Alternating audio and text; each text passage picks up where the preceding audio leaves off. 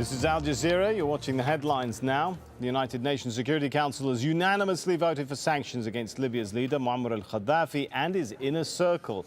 Well, they include travel bans, an assets freeze, and an arms embargo. The US ambassador to the UN said the sanctions sent a strong message. When atrocities are committed against innocents, the international community must speak with one voice. And today, it has.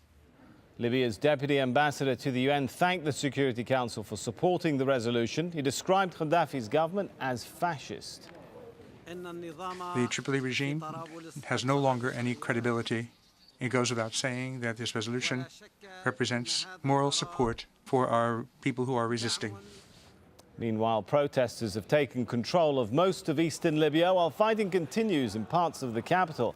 Witnesses there say Gaddafi loyalists have been carrying out his orders to kill opponents.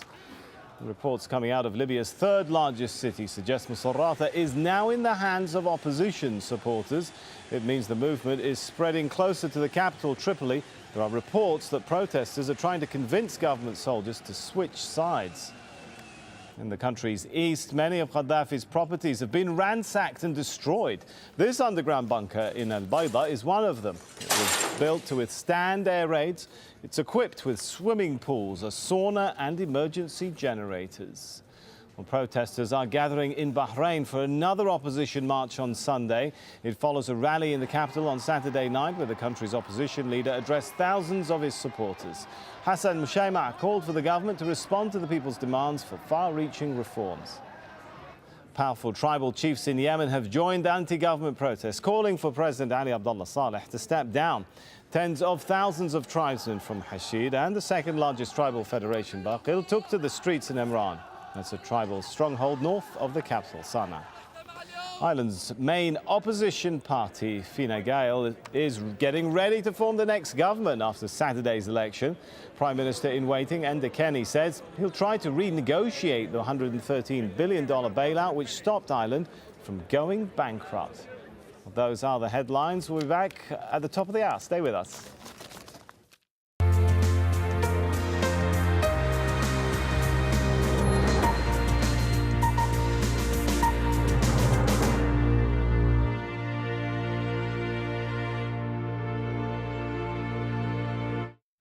As Muammar Gaddafi stubbornly refuses to relent and violently cracks down on the thousands who protest his rule, and as some of those close to him continue to defect, how important is his remaining inner circle to his survival?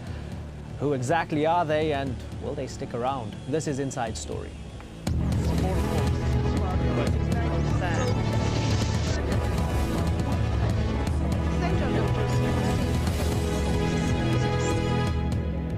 Hello and welcome to the program. I'm Imran Garda. Speaking from Tripoli's old city ramparts, Libyan leader Muammar Gaddafi promised to open weapons depots to arm all Libyan people and tribes to defend the nation against what he called saboteurs, those who have taken control of large parts of the country. Here's some of what he had to say. The armed people, and when necessary, weapons depot will be open for all the Libyans to be armed. All the tribe will be armed, so Libya will turn into a burning hell. Well, strangely seeming to call all Libyans to fight all Libyans in the interests of all Libyans. Well, as Gaddafi clings to power, trying to quash the popular revolt, is he banking on the loyalty of his close circle? Among them, his sons and key security officials, including Abdullah al-Sanusi, the former head of military intelligence. He's thought to serve as chief of staff on security matters. Musa Kusa, foreign minister and former head of foreign intelligence. Brigadier Sayyid Mohammed Gaddafi Dam, Gaddafi's cousin, his brother Ahmed Gaddafi Dam, has recently defected.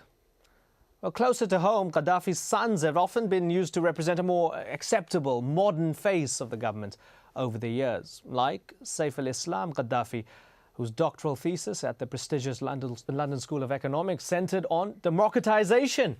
He can now be heard characterizing all the protesters as terrorists. Mu'tasim Gaddafi, he serves as national security advisor. There's also Saadi Gaddafi. He played football for Italian giants Juventus, a club his father still owns a 7.5% stake in, and he currently conducts countermeasures against protesters in eastern Libya. And then there's the youngest son, Khamis Gaddafi, who commands an elite squad of special forces dedicated to protect his dad. Well, to know more about Gaddafi's inner circle and to find out what comes next, let's join our three guests. In Paris, Nouri al-Mismari. He's the former head of Gaddafi's protocol. And also here in our Doha studio, Mahmoud al-Shamam. He's a Libyan writer and journalist. And in London, John Hamilton, analyst and director of cross-border information and a Libya analyst. Welcome to the program, all of you. Mahmoud al-Shamam, you saw some of those that we actually mentioned as part of his inner circle. Is there anybody else that we've missed out? Not really. I think what we call them the men of the tent is around him, most of them. Ahmed Gaddafi them defect to Egypt, and a few others are either sick or away. And I think that at the end of it, those people have no choice but dying with him. Because I think they are, even some of them are hostages of the situation. Nouri al-Mismari, do you agree that some of them might be hostages of the situation, that even if they wanted to defect, they couldn't? Well, to be honest with you, I do agree of what I have heard now, but the only thing that some of them are just resigning lately because they have found out that there is no choice for them only to resign. Why they did not do it from the beginning, from the starting? But at the moment, they didn't know that it will be successful. And now, because it is the end of it, everybody is resigning. This is one. Number two, I don't believe that there are hostages. Either they are in prison or either they are already dead. The only ones are near of him, which I have seen from the speech of yesterday, they are no more nor less that they are really not inner circle, but they are his cousins. Thank you. Now, I've read reports that since you defected, Muammar Gaddafi has come after your family members. Is that true? Yeah, well, I don't want to speak too much about it because really, as you know, it's a very delicate case for them now, and I don't want to put them in risk more. But at the end, if they will be touched or anything happens to them, they are not better than the Libyans, which they are losing their lives day by day, day after day. And the only thing I am really sorry, and I have a sorrow, that there are children. Imagine a 6-month baby, 6-month baby dies with a bullet. What for? He's a member of Bin Laden organization? Is he a drug addict? Come on. As Mr. Shagam said, to drug 4 or 3 million Libyans, you need mountains of drugs.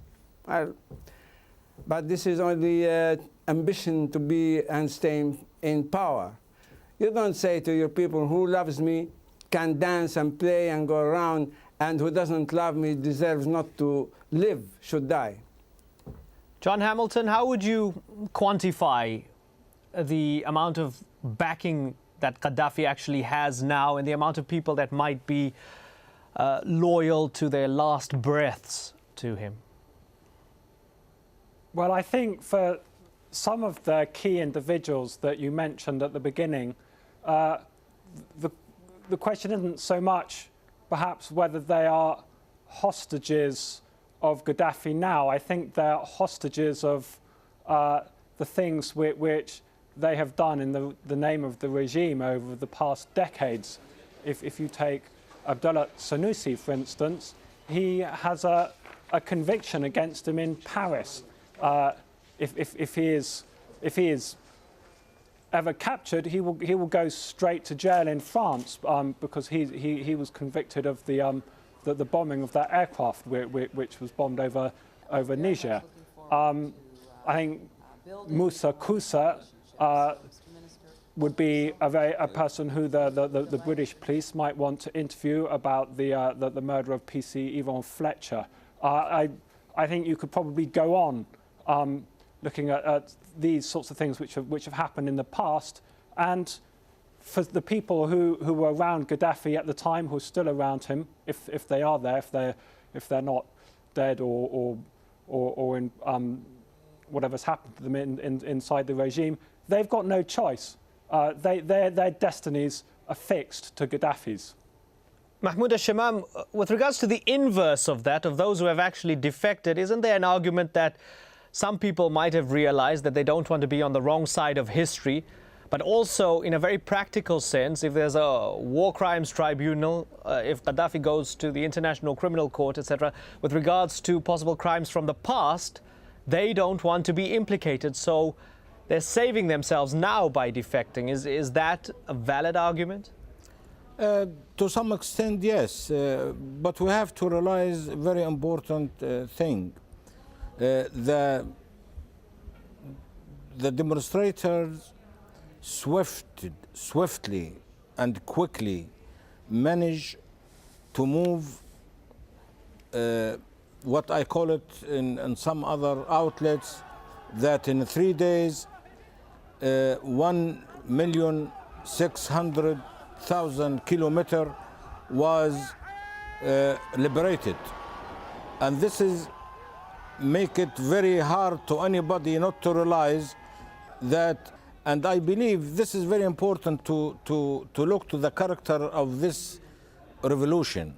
This revolution led and managed by people in Libya that most of them never been outside Libya, and they managed to have and there was no single reporter from any international outlet, media organization or TVs or anything, and they managed to do what we call it the citizen media. They were able to send pictures, to send videos, to send information, and there is no internet, no Facebook, no Twitter. So those people are very organized. People think that this is a chaos, this is a revolution in the streets and people running here and there. No, they control their areas. They control huge areas from Libya, and they control it efficiently. There is no violence in that area. When they capture everything, everybody joined the revolution, was part of the revolution. This is a very civilized movement, though the casualties are high. The